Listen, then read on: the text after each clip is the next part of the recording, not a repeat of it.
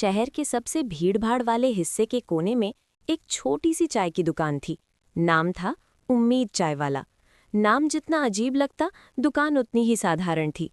टूटी हुई लकड़ी की बेंच, जंग लगा केतली का स्टोव और दीवार पर एक फटा सा कैलेंडर जिस पर आज की तारीख से 5 साल पुरानी तारीख चिन्हित थी। इस दुकान को चलाता था राघव। करीब 35 साल का, सांवला रंग, चेहरे पर थकान की स्थायी लकीरें और आंखों में ऐसा सन्नाटा मानो बहुत कुछ कहकर चुप हो गया हो। जो लोग रोज यहाँ चाय पीने आते वे अक्सर कहते, राघव भैया, आपकी चाय में कुछ अलग ही बात है। राघव बस हल्की मुस्कान के साथ सिर हिला देता। उन्हें क्या पता था, उस चाय में पानी से ज्यादा आंसू उबले होते थे। राघव की टूटती दुनिया। एक समय था जब राघव इस शहर की सबसे नामी प्राइवेट कंपनी में इंजीनियर था। महंगी घड़ी, चमचमाती बाइक, सपनों से भरा भविष्य। उसके पिता कहते थे, बेटा, तूने हमारे सारे दुख धो दिए। माँ रोज माथा चूम कर कहती, भगवान तुझे हमेशा खुश रखे। लेकिन जिंदगी को शायद उसकी ये खुशी पसंद नहीं आई। एक ही साल में सब कुछ बदल गया। पहले पिता का अचानक हार्ट अटैक, फिर माँ का लंबा इलाज और उसी बीच कंपनी का दिवालिया होना।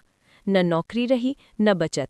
जिस घर में कभी हंसी गूंजती थी, वहां अब मशीनों की आवाज और दवाइयों की गंध रहने लगी। राघव ने हर दरवाज़ा खटखटाया, हर जान पहचान, हर रिश्ता। जवाब बस एक ही, अभी हालात ठीक नहीं है। धीरे धीरे उसे समझ आने लगा, मुसीबत में साथ देने वाले बहुत कम होते हैं। माँ की आखिरी सीख। एक रात अस्पताल के बेड पर माँ ने उसका हाथ पकड़कर कहा, राघव, याद रखना, हालात चाहे जैसे हों, अपनी इंसानियत मत खोना। राघव रो पड़ा, माँ, मैं हार गया हूँ। माँ हल्के से मुस्कुराई, नहीं बेटा, हार तब होती है जब इंसान कोशिश छोड़ दे। ये उनके आखिरी शब्द थे। उस रात राघव की दुनिया पूरी तरह टूट गई। चाय की दुकान और एक नया सफ़र। नौकरी के सारे दरवाजे बंद हो चुके थे। घर चलाने के लिए उसने वही किया जो कभी उसने सोचा भी नहीं था। स्टेशन के पास एक छोटी चाय की दुकान। पहले दिन उसने खुद से ही पूछा, क्या यही मैं रह गया हूँ? लेकिन उसी दिन एक मजदूर में चाय पीकर कहा, भैया, आज दिन भर में पहली बार अच्छा महसूस हुआ। राघव चुप रहा, लेकिन अंदर कुछ हिला। शायद यही जिंदगी का नया मतलब था। एक बच्ची और टूटी किताब। एक शाम बारिश हो रही थी, दुकान लगभग खाली थी। तभी एक छोटी सी बच्ची आई, फटे कपड़े, गीले बाल, हाथ में आधी फटी कॉपी। अंकल, एक चाय कितने की है? उसने झिझकते हुए पूछा। तू चाय क्यों पिएगी? राघव ने पूछा। बच्ची बोली, माँ बहुत बीमार है, आज कुछ खा नहीं पाई। राघव ने बिना कुछ कहे दूध, बिस्किट और चाय रख दी। बच्ची की आंखें भर आईं। मैं पैसे बाद में दे दूंगी। राघव मुस्कुराया, आज तेरी मुस्कान ही काफी है। जब बच्ची जाने लगी, उसकी कॉपी गिर गई। राघव ने उठाकर देखा। उसके पहले पन्ने पर लिखा था, मेरा सपना, मैं टीचर बनना चाहती हूँ। उम्मीद का बीज। उस दिन के बाद राघव ने एक नियम बनाया, जो बच्चा स्कूल जाता हो और पैसे ना हो, उसे चाय नाश्ता मुफ्त। धीरे धीरे दुकान बच्चों का ठिकाना बन गई। कोई अपना होमवर्क दिखाता, कोई सवाल पूछता।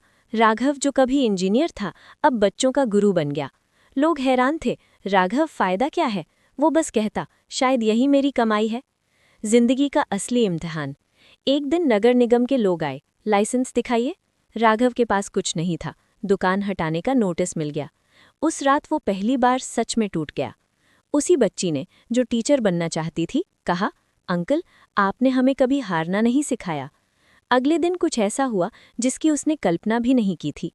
जब इंसानियत लौट कर आई, पूरे मोहल्ले के लोग इकट्ठा हो गए। मजदूर, रिक्शा वाले, बच्चे, दुकानदार।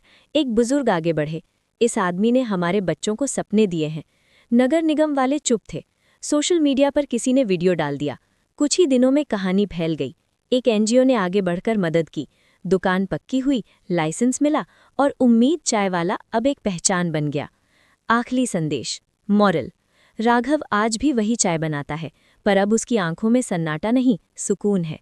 वो जान गया है, जी एक, जिंदगी आपको तोड़ने नहीं आती, आपको बनाने आती है। जी दो, हार मान ले, वही सच में हारता है। जी तीन, दूसरों के लिए रोशनी बनो, अंधेरा अपने आप कम हो जाएगा। और शायद यही कारण है कि उस छोटी सी चाय की दुकान से आज भी सिर्फ चाय नहीं, उम्मीद बिकती है।